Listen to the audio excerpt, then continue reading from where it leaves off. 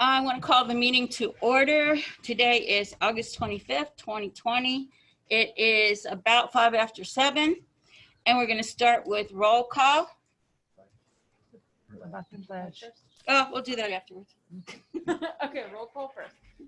Mrs. Zimmerman? Here. Mrs. Bechtel? Here. Mrs. Strite? Here. Mr. Wenger is not with us yet. Dr. Royer? Yes. Mr. McDonald? Here. Mrs. Harold? Here. Mrs. Sullivan? Here. Okay, let's everybody stand up and do the pledge. Mrs. Zimmerman is going to lead us. I pledge allegiance to the flag of the United States of America and to the republic for which it stands, one nation, under God, indivisible, with liberty and justice for all. Well done. Okay. Now, let's start with the approval of the agenda. Everybody have a chance to look over it? Move to approve, or you will add that? No, actually, we already added a couple Okay. things from earlier, Oh, so they're okay. on there. Should be on there. We went over it at 2 o'clock, so it would only be something new since 2 o'clock. Right. Okay. Okay, we're good then. Okay, we got a move to approve from Mrs. Bechtel, a second from Mr. McDonald. Anybody have any questions or comments? Okay, all in favor? Yay. Yeah. Opposed? Good. All right, now we got a vote. Yeah. Approval of minutes. Anybody have anything to add or take off? Okay, we do have a motion. So moved. Mr. McDonald, Second. Mrs. Zimmerman, second. All in favor? Aye. Opposed? Thank you. Okay, now we go to Dr. Klein's superintendent's report. Okay. Just want to kind of let the board know we're still on target for opening school next Monday, August 31st. I also want to remind everyone that the Department of Education has mandated that we require masks. If someone cannot wear a cloth or medical mask like this one, they can wear a face shield. They make all kinds of face coverings that are available, even things that fit on the bill of your hat, the visor. There's all kinds of them out there. So again, we're not picky of which one you wear, but you need to wear one to get on a bus and to get into school. And so again, if someone can't and there is a medical reason, you can certainly go and contact your school. If you have doctor's permission for that and it can show the medical reason, then you can have a 504 plan, which again is required by the state in order not to wear a face mask in school. If all else fails, then if none of those are the above work, then again, just as a reminder, we do have a cyber option and we also have our hybrid option that people can do. But the face masks are required unless there's a documented medical reason. And another thing, I want to make sure with that directive that we've received, the state has made it clear we could face financial repercussions. In other words, withholding funding. So that's kind of we don't need that. The order includes students wearing masks outside unless 6 feet apart and not in groups as much as possible. If students keep that distance, they do not need to wear a mask outside if they are apart. So another thing is over the next first few months of school, we will be monitoring our financial and budgetary situation. I may have to come to the board if needed to consider a resolution to furlough for budgetary concerns. That could come around as early as November or December after we've had a better look and have started the budget process at our fiscal situation for the 21-22 school year. We don't know that for sure, but I just want to give you guys a heads up that that is a possibility. And we knew that last spring. So I just wanted to bring that out of when that might be. And that's it.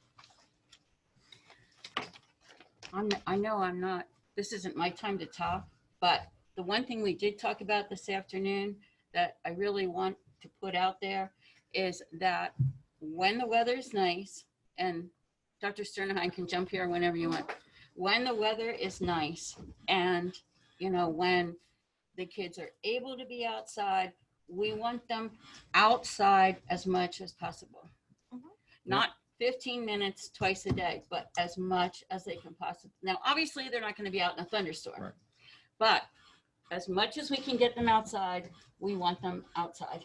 And Yes. building principals have identified like specific outdoor areas, designated outdoor areas, where they can essentially take breaks, if you want to call it mass breaks. I think what we need to be cognizant of is, once again, the 6 feet. Being cognizant of the fact that if you're outside and you're spread out and everything, looks different if you're lining up. So we're going to have to work on being real strategic, but we're looking forward to having all our learners back, and we're going to make the very, very best of it. It's going to be a great year. Thank you. Does anybody else have anything they want to add to that, or any questions? Okay, then we're at, hold on, public comment. Do we have anybody that wants to make a public comment?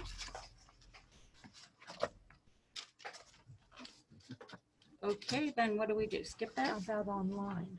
No, we're not Okay, there. okay.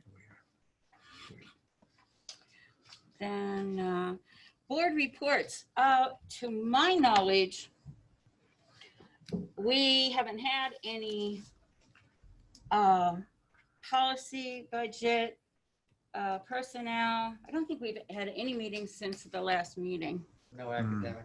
No academic, yeah. So we'll have to wait until the next one. All right, here we go with personnel. And I'd like to- personnel would be Dr. Sterner-Hunt. Okay, thank you, Mrs. Sullivan. I'd like to direct your attention to the personnel items in the board docs. The first one is resignation of support staff. We have 3 resignations. We have 3 additional requests for leave.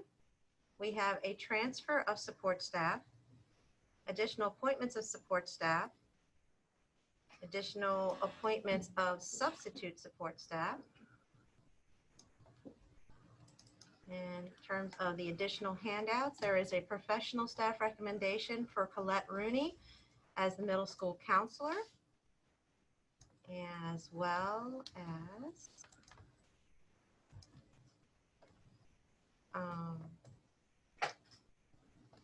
additional recommendations for, resignation of supervisory staff, as well as appointments for additional or individuals that are interested in the first choice learning network hybrid learning teacher positions.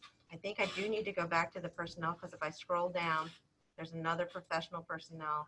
I want to make sure it's there. Yes, my apologies. Recommendation there for Zachary Horn as a new social studies teacher at WAM's 8th grade. Recommendation is to approve all personnel information as listed. Question. Yes, Dr. Roy. Are we holding the middle school social studies teacher, the current teacher, are we holding her? Because it said- That was what we were trying to do, yes. Wanting to hold that person. Okay, because it says this person can't come till they're released. That is correct. Okay, Yeah, this individual is employed in another school district. so Vivian's gonna start the school year. I'm sorry, what was that? Is the current teacher, the current 8th grade teacher in social studies going to start the school year? We're going to share that information with the board. Okay, We don't have it right now. We don't have that yet. well, it's, okay, well, it says on the thing that she's replacing that person, that's why I wondered. Yeah. Okay.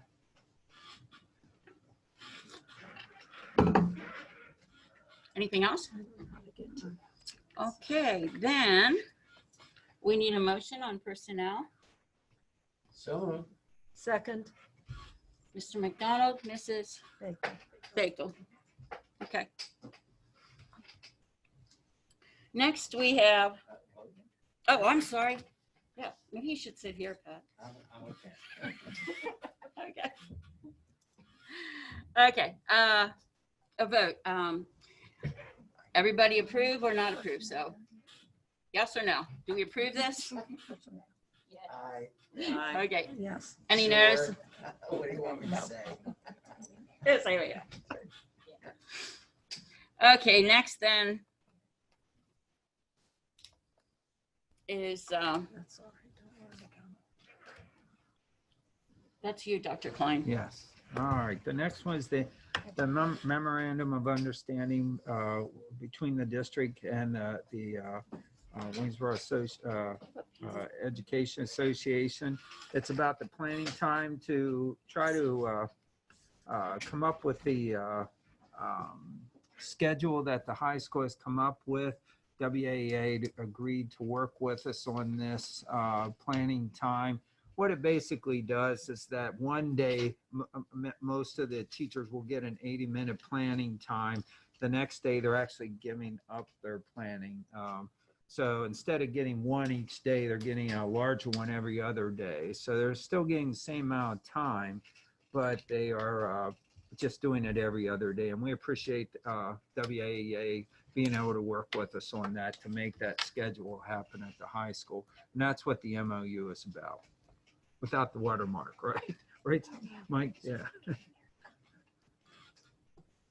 Anybody have any questions? And it's Comments? just for 1 year. A 1-year MOU. Yeah. And my understanding, if we would happen to have to go online at any one point, then all this kind of is null at that point. Okay. All right. Do we have a motion to approve? Yeah. So moved. Second. Mr. McDonald? Is that you, Patty? Mrs. Straight? Okay. Any more discussion on this? All right, then we will be going to, oh, that again. Okay.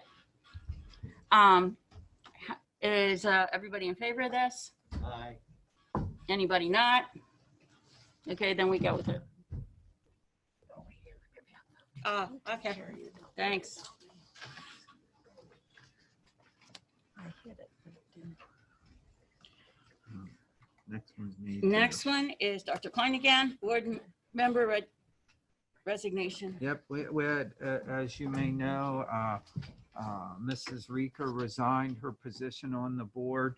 So the board, from her resignation, has 30 days to replace it.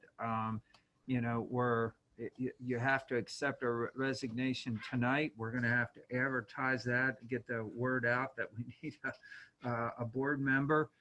So by the September 8th board meeting, I think we're still within the time.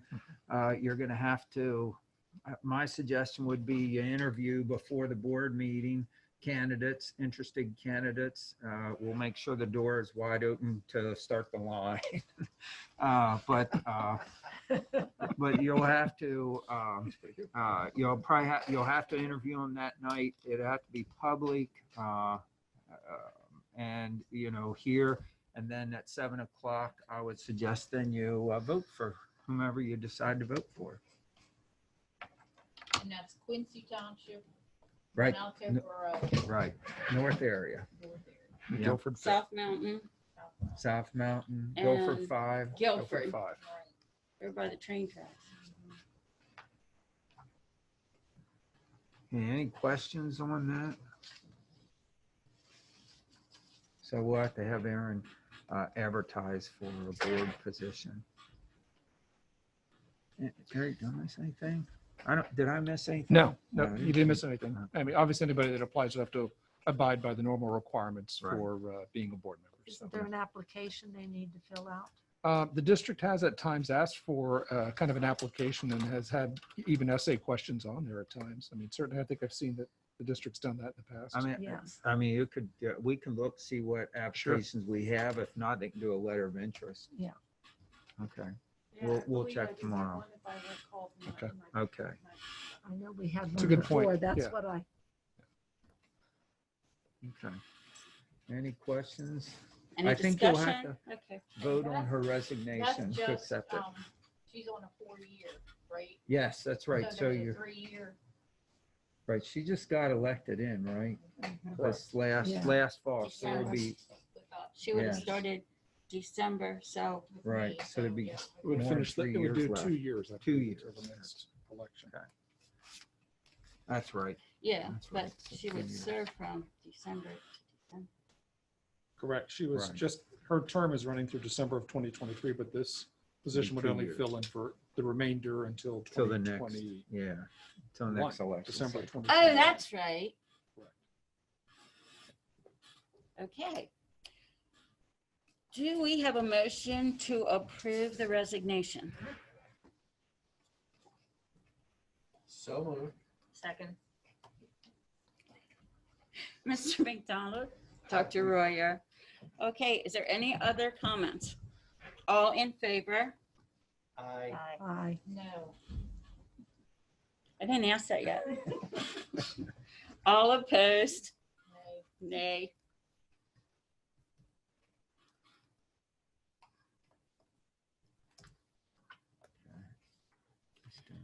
Okay, now we have the Keystone assessment update, and that is Dr. Sternheim. Thank you, Mrs. Sullivan. So as a result of school closure and I guess a waiver that the Pennsylvania Department of Education had submitted to the federal government, we were essentially exempt from taking the Keystones. We weren't in school. Rhea, can you speak up? I'm sorry, we were exempt from taking the Keystones in the spring. And so what we had to do over the course of the summer is indicate whether or not we would like to opt in to have our students who are scheduled to take the Keystone examinations in the spring to take them what is referred to as a summer window, but the summer window was actually rescheduled for September 24th to October 2nd. So that was our original intent. We were going to give our students that opportunity to take the Keystone assessment at that time. However, after further evaluation, we've elected to now offer that opportunity during the winter Keystones, which will be December 1st through the 15th. That's the first wave, or January 4th through the 15th. That would be the second wave. So from a requirement perspective, the Pennsylvania Department of Education under graduation requirements has 5 pathways. We have essentially elected to use the Keystones, but the Keystones are not go into effect for our students until the graduating class of 2022. So based on that information, there may be additional changes down the road. What we need to know from a school district perspective, that none of the test information will be utilized for future ready or teacher accountability during the course of the next school year. So things of the nature of being on a TSI list or ATSI list would sort of remain stagnant for a period of time. Students can elect to opt out of the assessment. And so we would be basically sharing at this point that our plan is to offer that assessment during the winter Keystone windows, and that we will provide information for families if they are seeking to opt out from that assessment. It's just informational at this point. Students that took algebra last year, they're going to have almost a year before they're going to take that test. That could create some problems. I kind of Yes. wondered why the September one wouldn't be better. It wouldn't be so far.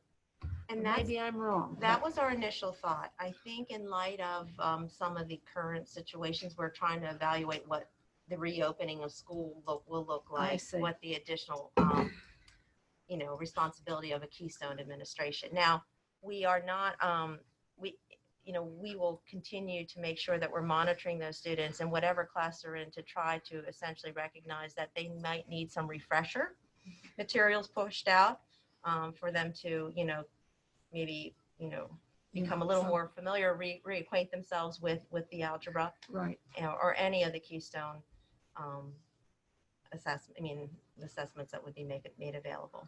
Okay. Just wondering what. Yeah, I mean, we thought it was a good idea over the summer, and then after we reevaluated everything, we had some concerns about doing the assessment right after the beginning of the school year. So we're basically there are districts that are completely opting out. We're just saying that we're going to offer our students the opportunity to take it during the winter Keystone assessment window. And there's no action needed, right? No, it was supposed to be, I think what's supposed to be informational is if you elect to opt out completely. We're not opting out. We're just saying we're changing or pushing up the date until the winter assessments. Okay, anybody have any questions? Any discussion? All right, then we can move on without voting to Do we number need to- 5, regular education bus stops for the school year. And that would be Mr. Holtzman. Yes, ma'am. Thank you.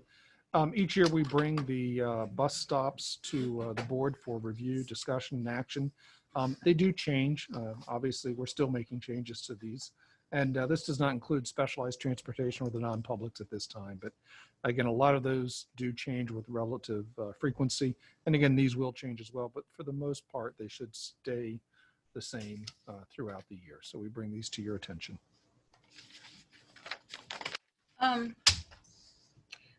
If someone has a question or an issue with a bus stop, Sure. who would they contact? Sure, good question. So the first person we would ask is if they would contact Ms. Bear, Missy Bear. She's in the transportation office and it's the district number and her extension is 1264. If after that discussion that they feel that they need to elevate it, then they should please give me a call at extension 1131 and then we would walk through that process. Thank you. You're welcome. Anybody else? If we find that, I know a big concern Mhm. is busing kids, Sure. you know, and we would like our buses to be as empty as possible. Right.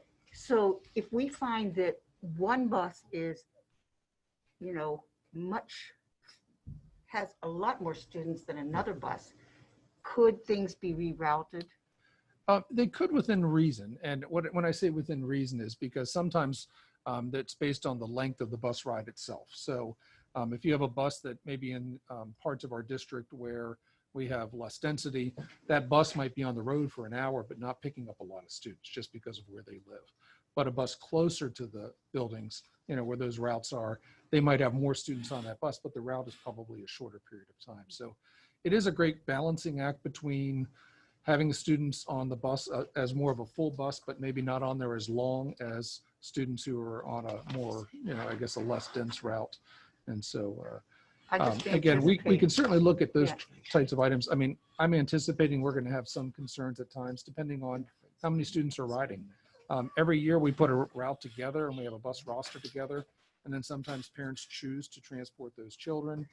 Sometimes those students go ahead and drive themselves or ride with friends. And then it changes throughout the year.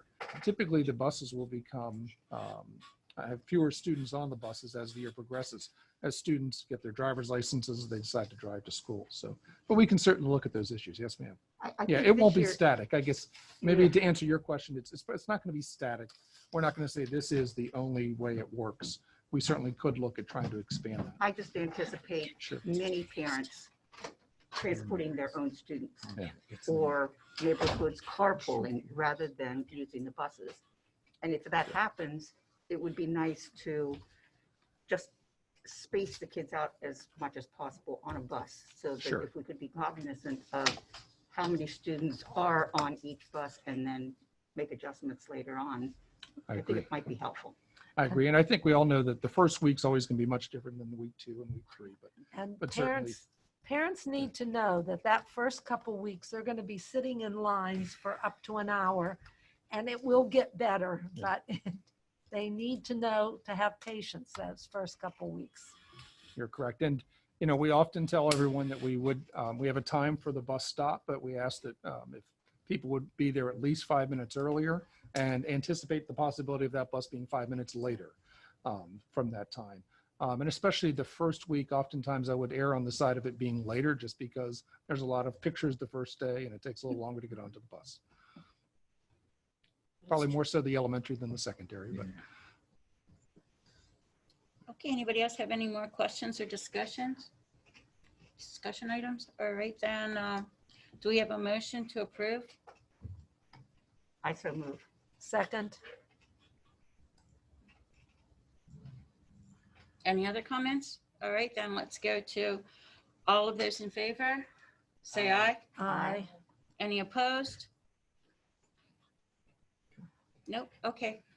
Then it passes. Thank you. Now, I'm hoping Mr. Nick Erickson can hear me.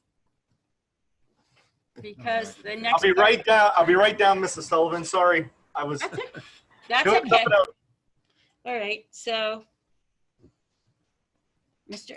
Erickson is coming from the upstairs to the downstairs to do the next two items, which I have to put on my glasses to read. Comcast sponsorship, third-party agreement. Comcast sponsorship, third-party agreement, and Comcast addendum for internet bandwidth Yeah. width increased to 1,000 Mbps. Yeah. Oh, good. I was just all ready to explain this myself. Which one's for the sponsorship? So we as a district, there are certain certain times that we have to provide internet for certain learners in the district, and so sorry for the map to you.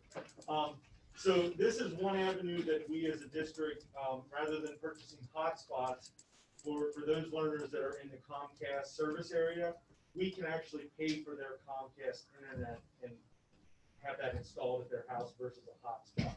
And that's roughly $10 a month. And kind of how that works, that need is presented to us. And that is the Internet Essentials bundle with Comcast and a few things with that. They do have to have a free and clear bill with Comcast to get a service installed in at that address. And also they cannot have a Comcast account within the last 6 months. There are some, we can get that waived as a district with certain situations, depending on if this sometimes takes longer. So this is kind of an avenue that we can do that, and we as a district can give, essentially provide them Comcast, and we can work with the business office and so forth, and keep those costs under control. And we don't get billed until we give out a code, so there is some cost control there. Okay. Any questions? Can we use money from the state for? I think there is some money it can come from. Yeah. Yeah, we Okay. can use some of the safety and security Safety money. money, Yeah. yeah, I For, couldn't remember what it's No, called. that's right. There's been a lot of the different names, A so lot of it's, different grants go. Yeah. Yes, okay. we could use that That's, for telecommunications. I think that would be wonderful. Yeah, so we're not just locked into a Verizon hotspot or an AT&T hotspot. This is another avenue. If there's a service area, and I have a geographical map of the service area, so I can look at that and say, okay, we do have Comcast service there, and if we don't, then I can, revert back to a hotspot if we can get antenna there. Did we get the hotspots that we wanted? We did get, I'll go out here in the right field, but we did get our hotspots. We got them delivered, I think probably a week after school ended this year. So we do have our 40 physical hotspots. One thing that we did get, and we're going to work on getting that out, that's actually for approval tonight. We did get a continuing education grant back what we applied for back in March. And one thing that had was 20 hotspots that we could put in different locations and so forth throughout our school district, and students could go with their Chromebooks and connect to the internet in those locations. We do have one location right now that has agreed, and that's Michelle Manor. So once we get that, we're going to install that, and it'll be a public area. And once we get it done, I envision we'll have a map basically of our district, and we'll have the locations that we can, provide to those students. So that's completely grant funded. So I know we talked to Record Herald, and they're going to run an article on that as well. So I was actually going to tell you about that later, but now's a good time. That's what we're talking about. So, yep. And so I just wanted to add, we have a form, or like if a family reaches out and says that they're unable to, or they do not have internet access, we have a form that we can email them to. If they don't have email, then the building secretary will complete the form, so that we are able to keep a roster of our learners who need access to the internet, whether it is a situation that they're asking for ideas or options for them, or if they're demonstrating a financial need that they cannot afford for their learners or their children. And again, as Mr. Erickson stated, for this year, we do have grant money to cover this. This was a grant that we applied for back in February or March. Yeah, February, March, and we actually got declined. We were declined, and then the state came up with some additional funding. So we just found out about 2 weeks ago or so that we did get approved for the Continuing of Education Equity Grant. Good. Okay. Anyone else? All right, then let's, Mrs. Sullivan, I just want to let you know that Mr. Wenger has joined us. And Mrs. Harold rejoined us also. Oh, okay, good. thank you. Go ahead, Mr. Erickson, and do Comcast addendum 2. We're going to put them You're gonna do together. both on the same time then? Okay, that's fine. Myself and Dr. Sternerheim, we've been working through the numbers and so forth like that. And with our hybrid, learners and so forth like that, I started doing the math, and I was starting to get a little concerned when I started seeing the amount of bandwidth that we're going to be using. So I am asking to increase our Comcast link from 500 megs to 1 gig. And I'm also working with the LIU. We actually have to do a site survey, so that'll probably be the next meeting. So I'm looking at essentially based on the numbers that I see, there is a potential that we may need to double our bandwidth once we get going. So this is the first piece to upgrade at 500 megs. Right now, we would be paying that without any E-rate funding, so that would be an increase of about $489 a month. And then once this is approved, I can then apply for it. And I believe with that funding, it's about $193 a month after that, with that discount. So this is, we talked this over extensively at our Clayton County meeting. And, I mean, we know how it was when we were spinning before, and I don't think we want to go back into that. I'm just a little concerned that the teachers may have a little bit of an issue in their classrooms possibly. So I want to kind of be ahead of that ballgame. So Sounds good. yep. So those are those 2 items. Does anybody else have any questions about that? No questions? Nothing? Move to approve? Second. Thank you. Thank Okay. you very much. So all in favor? Aye. Aye. Opposed? I would like to abstain just because I did not hear the entirety of the discussion. And Ms. Kuzer, that was for 6 and 7, I believe. Yeah.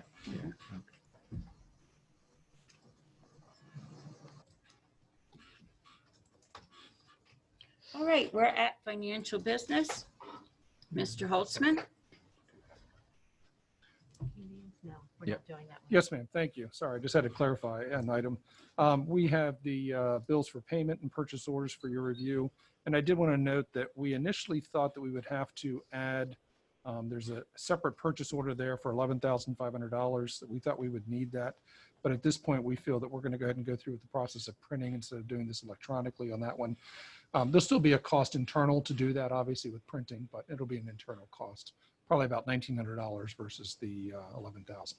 So it was a decision later with Dr. Sterner and Mr. Erickson to go ahead and go down the path of printing this year instead of electronic on that. So don't need that purchase order approved, but the other ones we would request. To clarify that, Eric, it is a wash. We're still going to have that expense, but it's going to be with paper and printing. Printing, right. Yeah. Everybody okay with that? Yeah? Okay, can we go ahead and just have you do all 3 of them? Oh, sure. I'm sorry. So then we just have budget expense reports. We're still working through the new system on some of the reports for item number 2 there. So you notice that they are a little different. Our apologies as the system, so we're getting used to the system and seeing what reports are available to provide for you for budget information. And then the last one is 2020 property assessments. These come from the assessment office at Franklin County.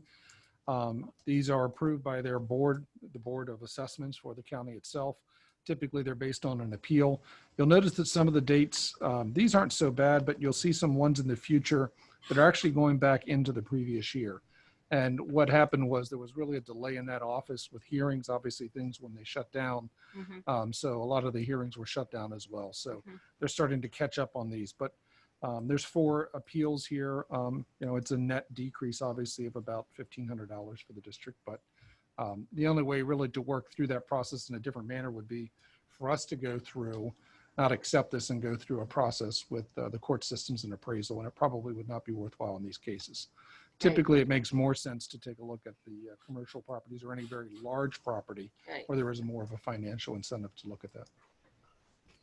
Questions, comments?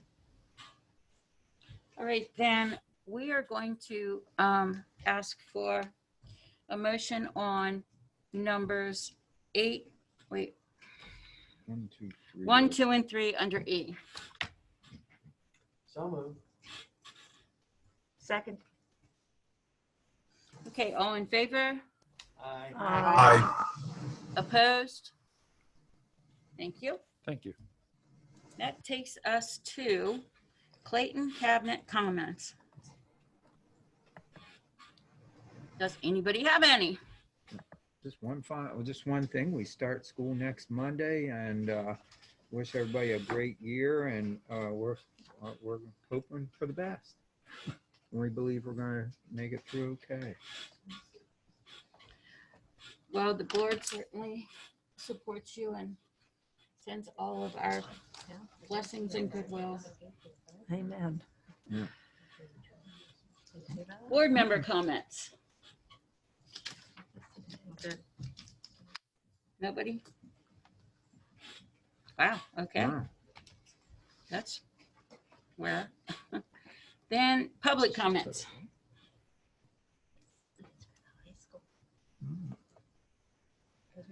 I don't have any that got sent to me. No, we don't on the stream. We have to work through that policy to make sure it's streamed. Okay, then we don't have any. Yeah. All right.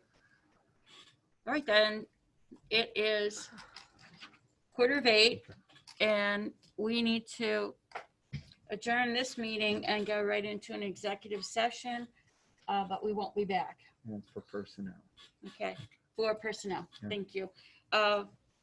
So, do we have a motion to adjourn? Second? Okay, then all in favor? Aye. Aye. Opposed? All right, thank you.